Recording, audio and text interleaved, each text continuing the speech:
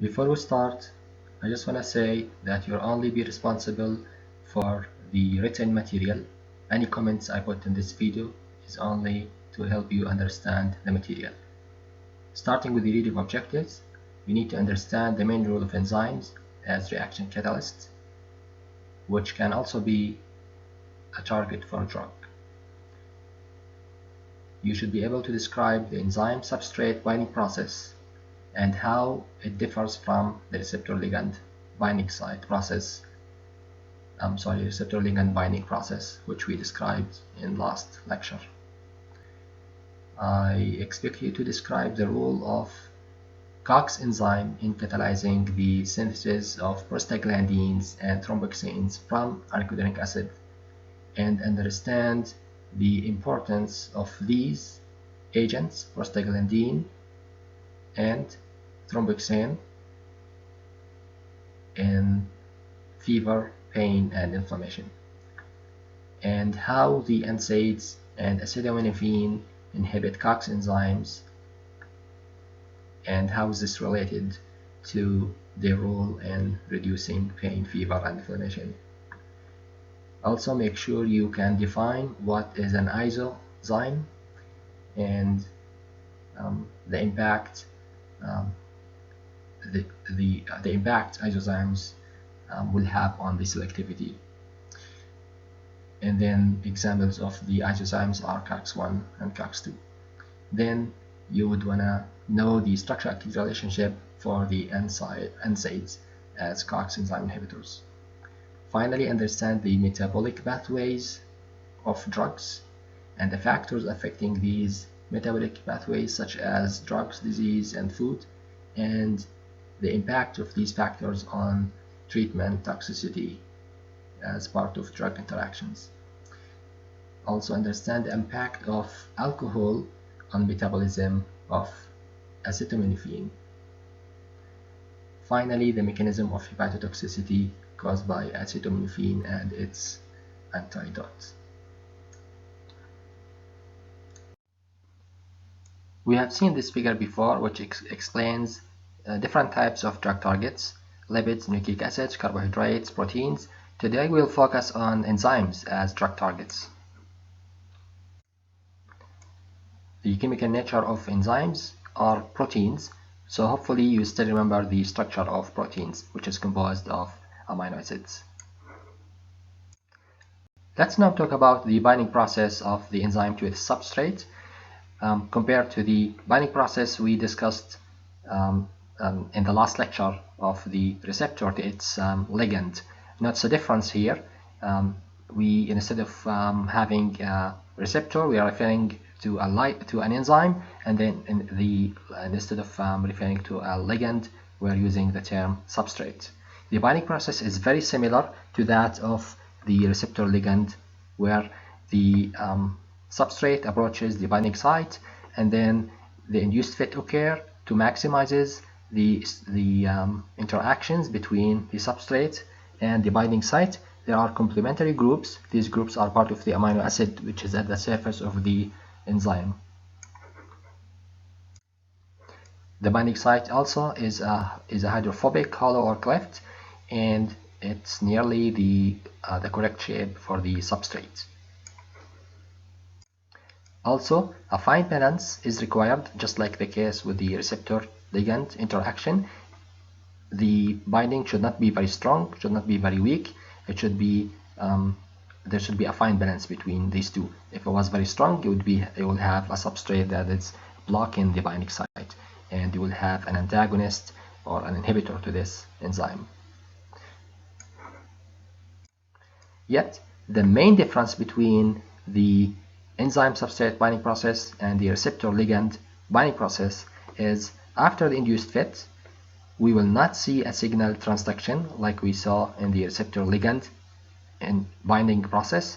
Instead, the substrate will undergo a reaction and change to a different structure, and then it will depart the binding site. This is the main difference. In the receptor, we had the ligand binding and then departing after producing signal transduction. There was no change to the ligand, while here in the enzyme substrate binding, we see the substrate going through a reaction, changing its structure and then departing. Speaking of enzymes as drug targets, let's talk about NSAIDs and acetaminophen and the mechanism of action. First, let's start by explaining the name.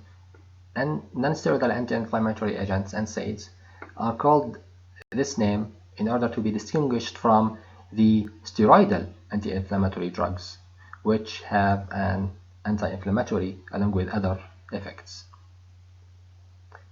The anti-inflammatory effect of the NSAIDs is usually accomplished using higher doses. Besides the anti-inflammatory effect, NSAIDs has analgesic and antipyretic effect.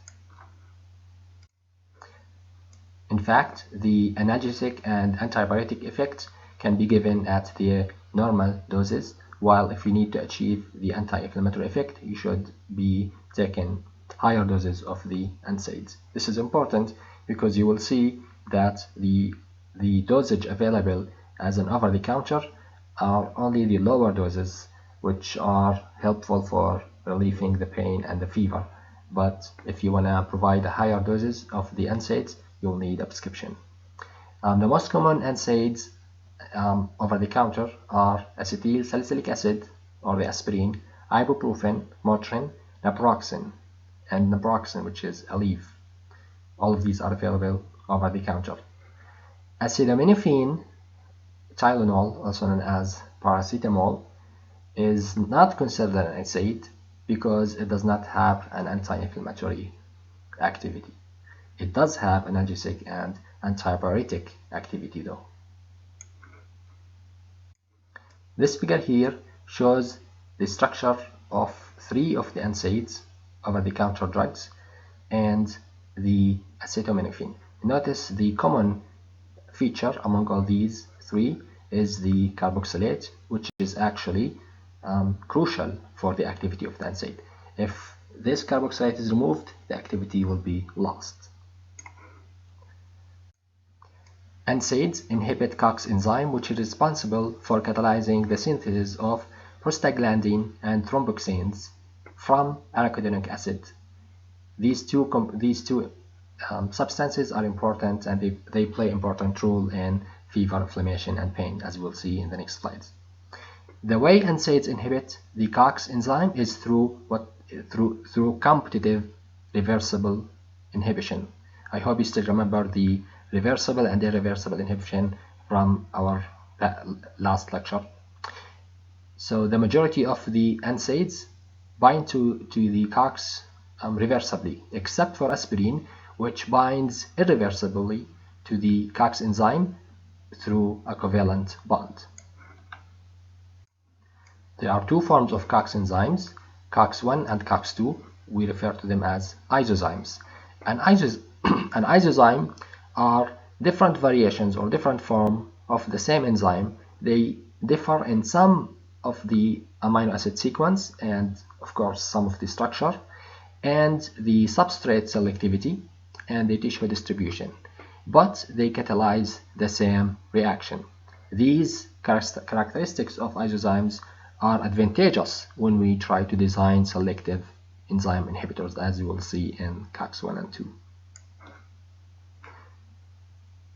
This graph here shows the COX enzyme here, which is a protein because it's composed of, because enzymes are proteins made of amino acids. And then you see the side chains here in green. You'll see in the blue is the arachidonic acid, and you see in the green here an NSAID agent that's binding to the same binding site of the arachidonic acid. The figure also shows an alignment of the arachidonic acid with one of the NSAID agents called indomethacin, which is actually a prescription drug. This alignment shows how the carboxylic acid aligns with this, and it's aligning with the binding site, the pocket for COX. So we'd expect to have a positive charge here from maybe a quaternary ammonium group. The rest you can expect to see some similarity like maybe hydrophobic regions, making some van der Waals interaction, but really we don't have to see the same exact structure. All we care about is an agent that blocks the binding site. We don't have to have an structure or an agent that's very similar to the arachidonic acid.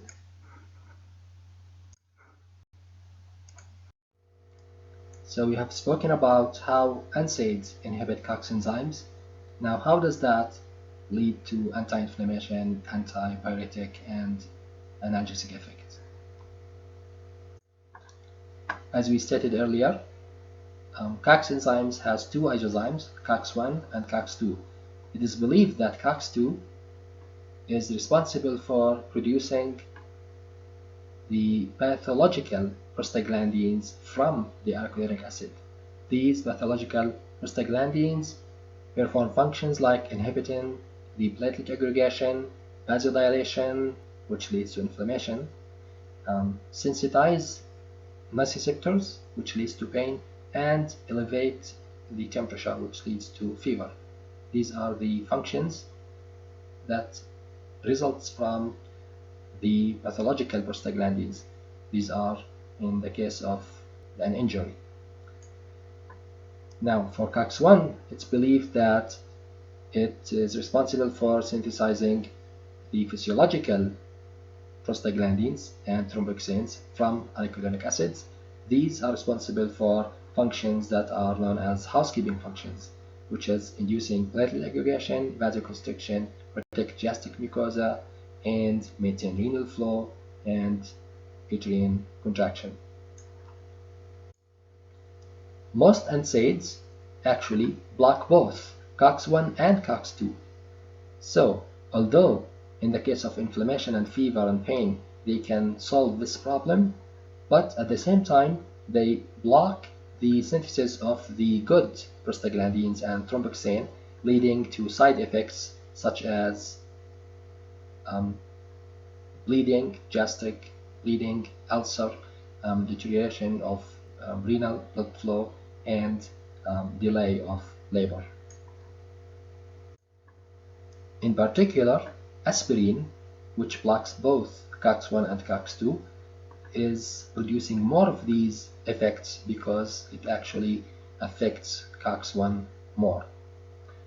Now, newer generations of NSAIDs are selective. They can only block COX-2 inhibitors, which is a good thing. And that's an example of how isozymes can be used to design selective drugs. Recently, another isozyme called COX-3 was discovered and was found to be located in CNS and not much in the periphery. It is believed that the inhibition of COX-3 is the primary mechanism by which acetaminophen exerts its analgesic and antipyretic effects. Despite the extensive use of acetaminophen, its mechanism of action is not fully understood. But it's hypothesized that acetaminophen works by blocking COX-3, not COX-1 or 2, and that's the reason why it has analgesic, antipyretic, but not anti-inflammatory effects. Sometimes you see caffeine combined with NSAID agents and acetaminophen. Why is that? The full reason is not totally understood, but there are few thoughts. One of them is that headache is caused by dilation of the blood vessels, while caffeine is a vasoconstrictor, so it can release the headache. Another reason is that caffeine speeds up the heart rate and blood flow, thus helping distributing the painkillers through the body faster, and then producing a pharmacokinetic effect, meaning that accelerating the distribution of these NSAID agents. Next, I would like to talk about the metabolism of the acetaminophen, but since this is the first time we've been introduced to metabolism and the metabolic pathways, let's start by a brief introduction to the metabolic pathways. First, what is the purpose of a metabolism?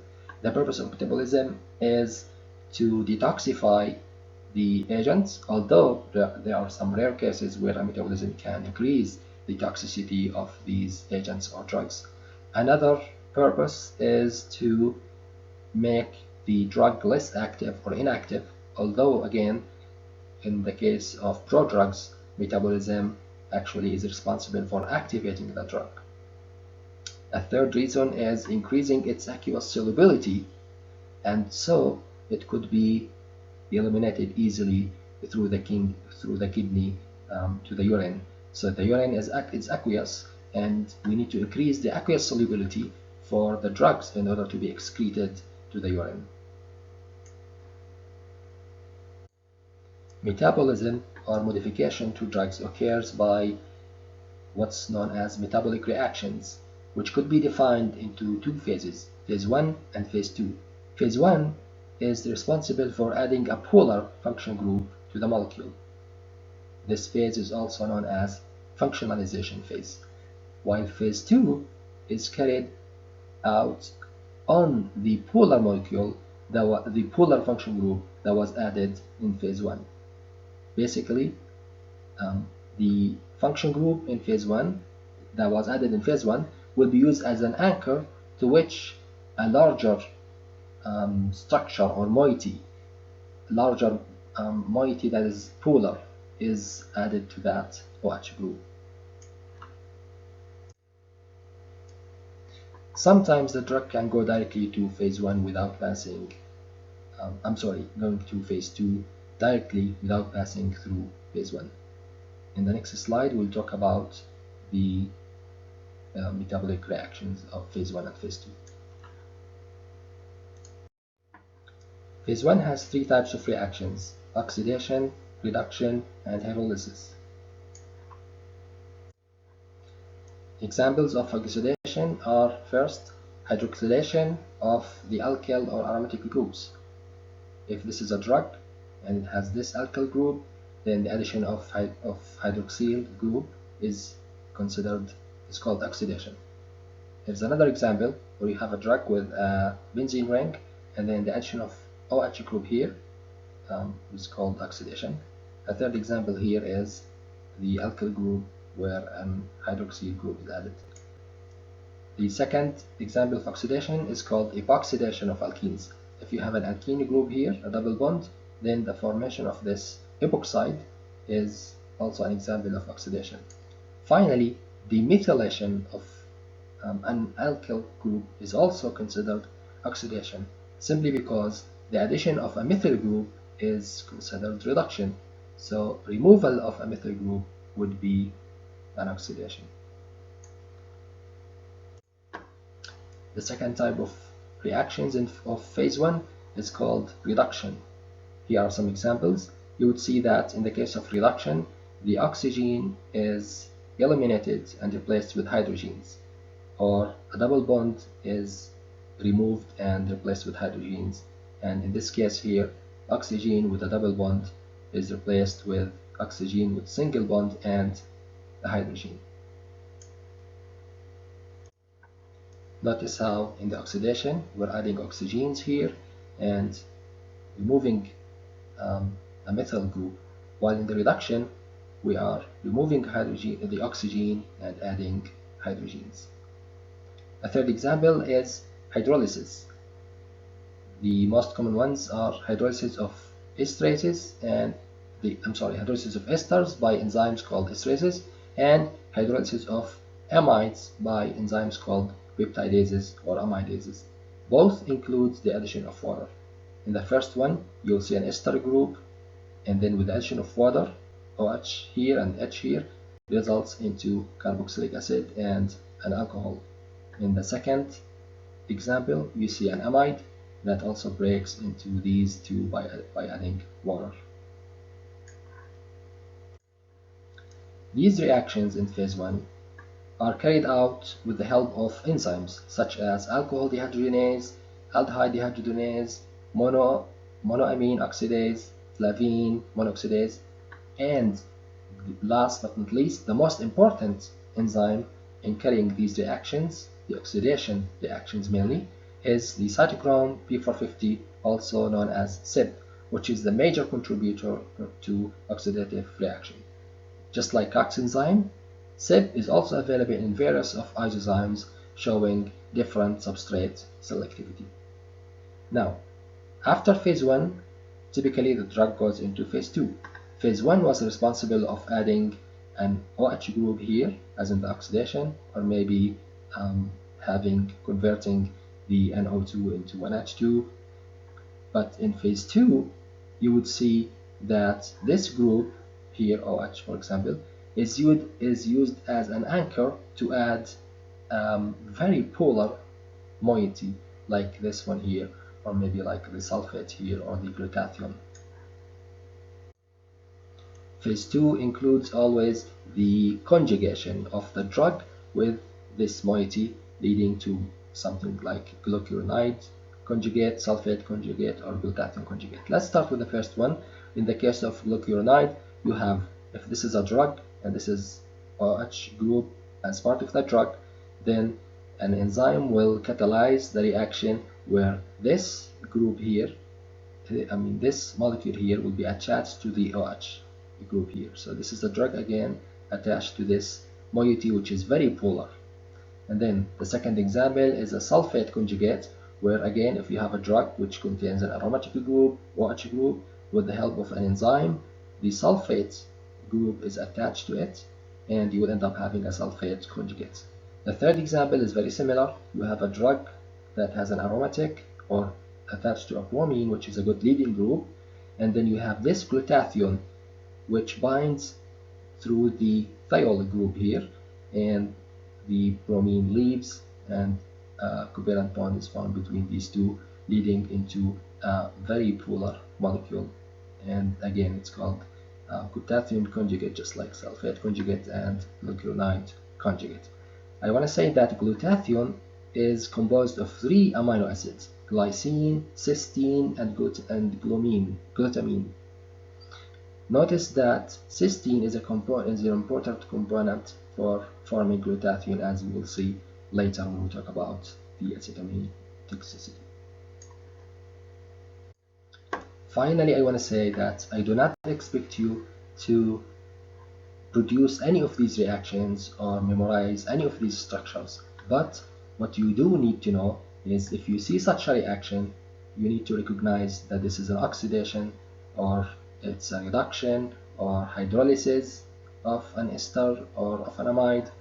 And if you see any of these reactions, you should recognize that this is a glucuronidation reaction, or a sulfate conjugation, or a glutathione conjugate reaction. So basically, you would recognize the structure and understand what type of reaction is happening, but not memorize any of these structures, or produce them, memorize them, or draw them. None of that.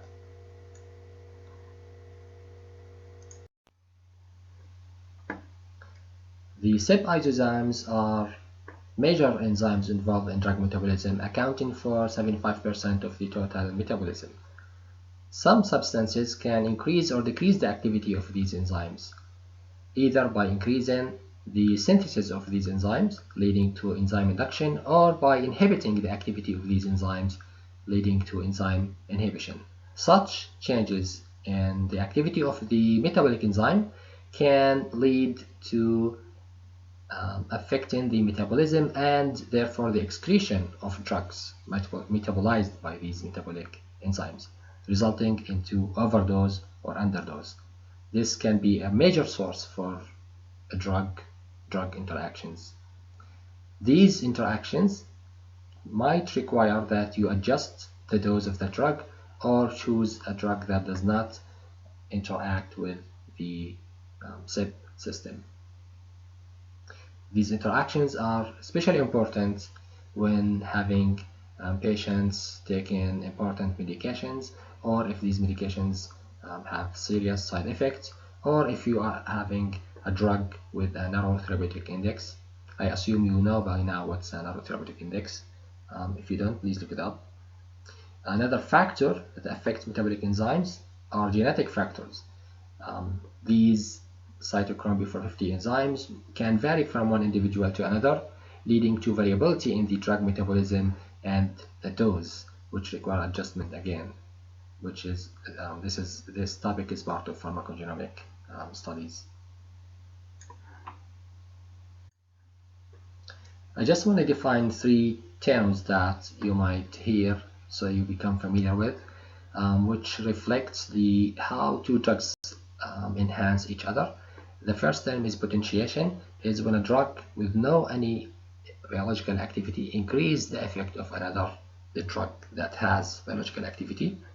Second term is addition, addition is what happens when two drugs have the same effect, and when combined together, the final effect would be equal to the sum of the individual effect of these two drugs. Now, if the final effect is greater than the sum of the individual effects, it's called synergism. Let's talk about some examples on the factors substrates that affect metabolic enzyme. First, let's talk about drug-drug interactions. A very common example of drug-drug interaction is the case of the anti-epileptic drug phenytoin, which induces CYP3A4. This is how we refer to isozyme. CYP3A4 is one of the isozymes, and it also induces CYP2C19. In this case, when it induces the CYP3A4, if a drug is metabolized by this enzyme, such as the antiarrhythmic drug amiodarone, this will lead into the concentration of the drug being decreased in the blood. Another example is the antidepressant paroxetine, which inhibits the CYP2D6 and therefore leads to overdose for drugs metabolized by this enzyme, such as codeine. The same concept can happen for drug-food interactions. Grapefruit juice, for example, has a substance called bergamotine, which can inhibit CYP3A4, leading to increased the bioavailability of the drugs metabolized by this enzyme, such as erythromycin, an antibiotic. Another example is Brussels sprouts, which induces this isozyme, CYP1A2, leading to decreased plasma concentration of substrates that are metabolized by this enzyme, such as clozapine and olanzapine. Finally, there are other substances that can also affect the metabolic enzymes, such as alcohol, especially in the case of chronic alcohol drinking, which induces this enzyme. We will see that this can actually affect the metabolism of acetaminophen very soon, and tobacco smoking, which induces this enzyme, and some herbal medications such as St. John's wort, which is used as antidepressant, can induce the following enzymes. In fact, typically any herbal medications should not be combined with medications because of their effects on the metabolism of these medications.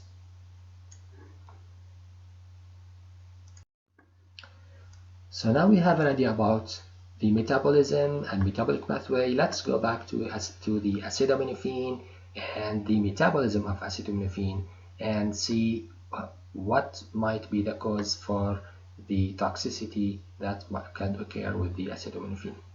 So this is the structure of acetaminophen, and 90% of the acetaminophen is metabolized through glucuronidation and sulfation, which is, as described earlier, a phase 2 reaction, producing these two ligands, which are very polar, and then they are excreted out of the body.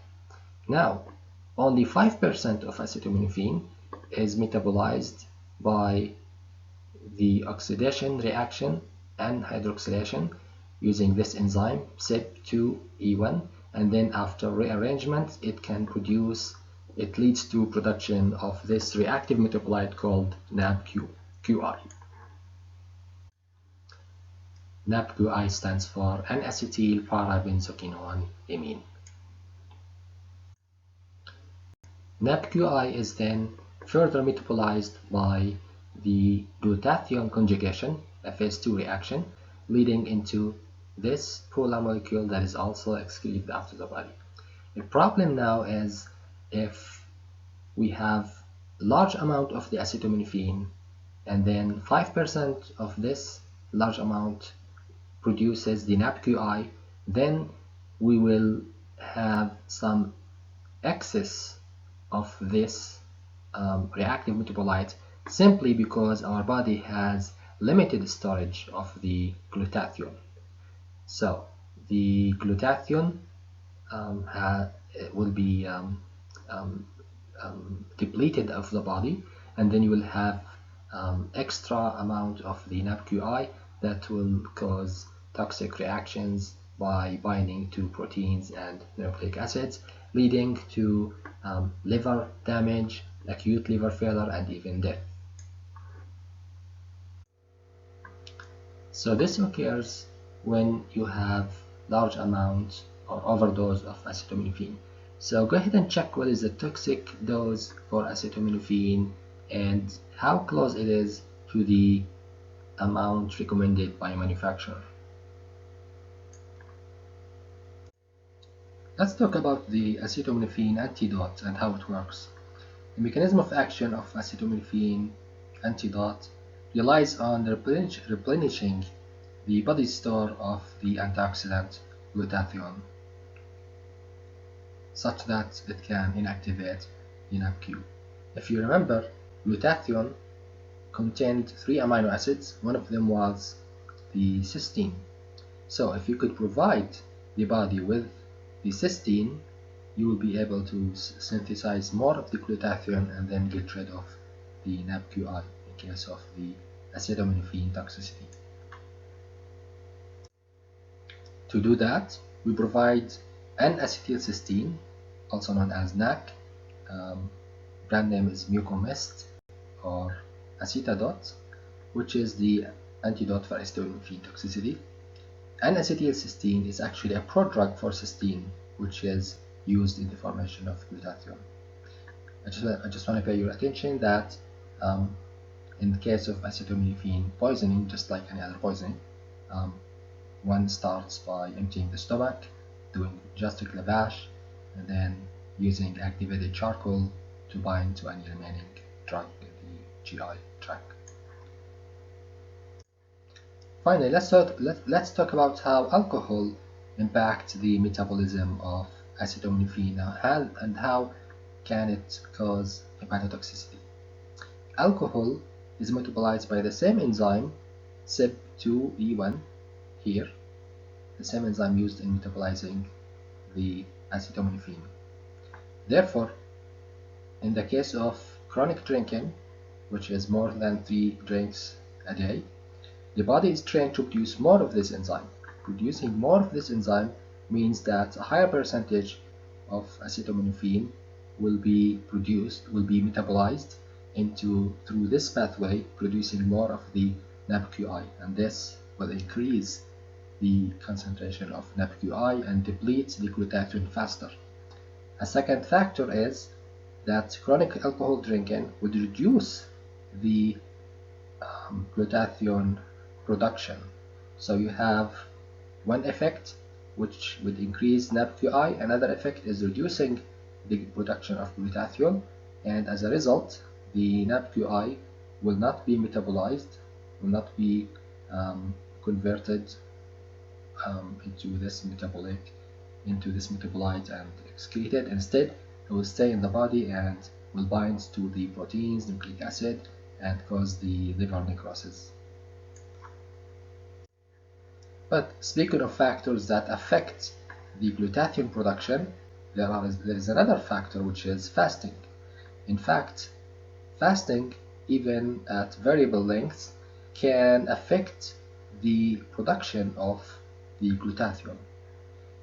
People who fast for losing weight or or are using diets, or people who fast for religious purposes, or maybe low-income children or adults who skip a meal or two, or even normal people who actually sleep at night and then in the morning they have been fasting. So this could actually reduce the glutathione production. Now, if you have, if there is a fasting or people on diet or hangover or you're skipping meals, all of these can trigger a headache. When a headache is triggered, then it's better in this case not to use acetaminophen, but rather recommend something like naproxen or ibuprofen instead. Question is, should acetaminophen be continued to be sold over the counter? Check the supplementary videos. There are some interesting stories about the use of acetaminophen and its danger.